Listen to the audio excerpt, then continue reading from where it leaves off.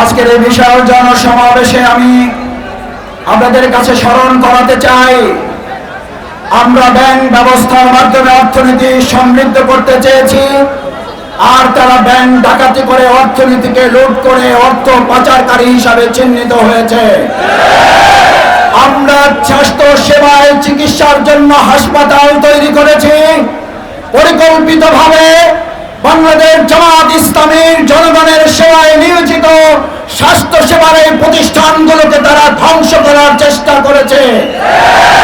আমরা তরুণ প্রজন্মের মধ্যে আগামী দিনের সূর্য সন্তান ইসলামী ছাত্র শিবির তৈরি করি, আর ওবায়দুল কাদেররা এই শিক্ষার্থীদের বুকে গুলি চালানোর ছাত্রলীগ তৈরি করে।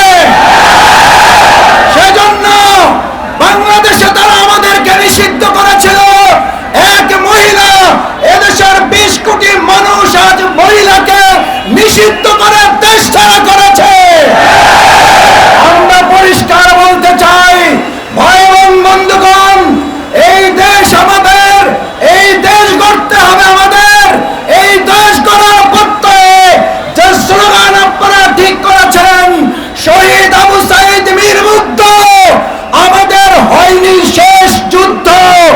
এই যুদ্ধ চালিয়ে নিয়ে অর্থবহ নতুন স্বাধীনতাকে কাজে লাগাবার জন্য কি সবাই রাজি আছে?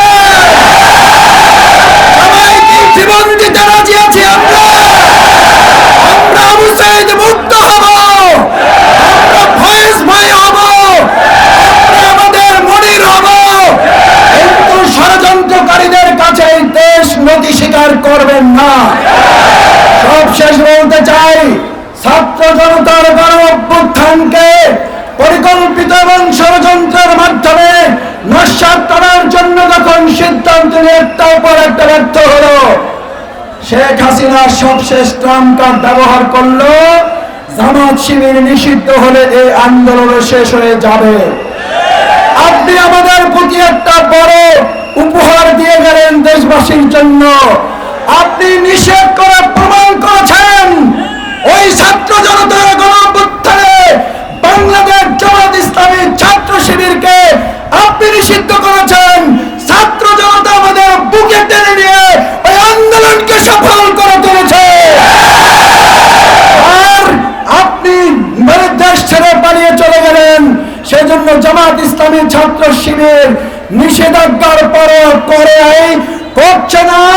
ভবিষ্যতে আমাদের সেকেন্ডের জন্য আল্লাহ ছাড়া কেউ থামাতে পারবে না।